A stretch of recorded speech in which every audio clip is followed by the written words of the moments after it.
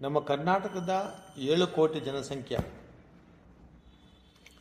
ನಮ್ಮ ಕರ್ನಾಟಕ ವಿಸ್ತೀರ್ಣದಲ್ಲಿ ಸುಮಾರು 35,000 ನೋಂದಣಿ ಆಗಿರುವ ದೇವಸ್ಥಾನಗಳಿದೆ.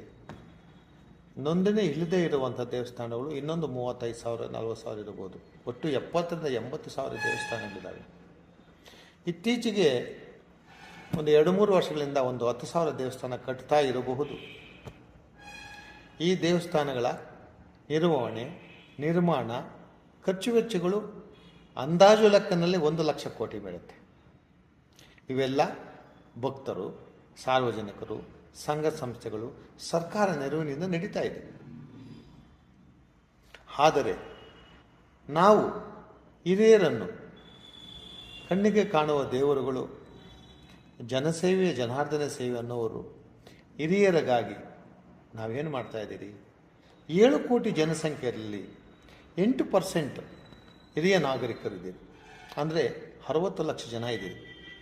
60 ಲಕ್ಷದಲ್ಲಿ 50%, 30 ಲಕ್ಷ ಜನಕ್ಕೆ ದೈಹಿಕವಾಗಿ, ಮಾನಸಿಕವಾಗಿ, ಆರ್ಥಿಕವಾಗಿ, ಸಾಮಾಜಿಕವಾಗಿ ಕುಂಠಿತರಾಗಿರ್ತಾರೆ. ಅದರಲ್ಲೂ ಕೆಲವು ಕಾಯಿಲೆಗಳಿರ್ತವೆ. ಅವರಿಗೆ 2-3 ಕಾಯಿಲೆ, ವಯೋಸಹಜ ಕಾಯಿಲೆಗಳಿರ್ತವೆ. ಇವರಿಗಾಗಿ ನಾವು ಏನಾದರೂ ಮಾಡ್ತಾ ಇದ್ದೀರಾ? ಅಟ್ಲೀಸ್ಟ್ ಒಂದು ಹೋಬಳಿಗೆ 1 ಅಥವಾ 2 ಹಿರಿಯರ ವಾಡಿ, ಅಂದರೆ ಅಂಗನವಾಡಿ ರೀತಿಯಲ್ಲಿ ಡೇ ಕೇರ್ ಸೆಂಟರ್ಸ್ ಮಾಡಬೇಕು. ಅವರ ಆರೋಗ್ಯ, ಅವರು ಕೇರನ್ನು, ಅವರು ಫಿಸಿಯೋಥೆರಪಿ ಮಾಡೋದು, ಆರೋಗ್ಯ ರಕ್ಷಣೆ ಮಾಡೋದು, ಅವ್ರಿಗೆ ಉತ್ತಮವಾದಂಥ ನ್ಯೂಟ್ರಿಷನ್ ಕೊಡೋದು. ಇದು ಮಾಡಿದ್ರೆ ಅತ್ಯುತ್ತಮ.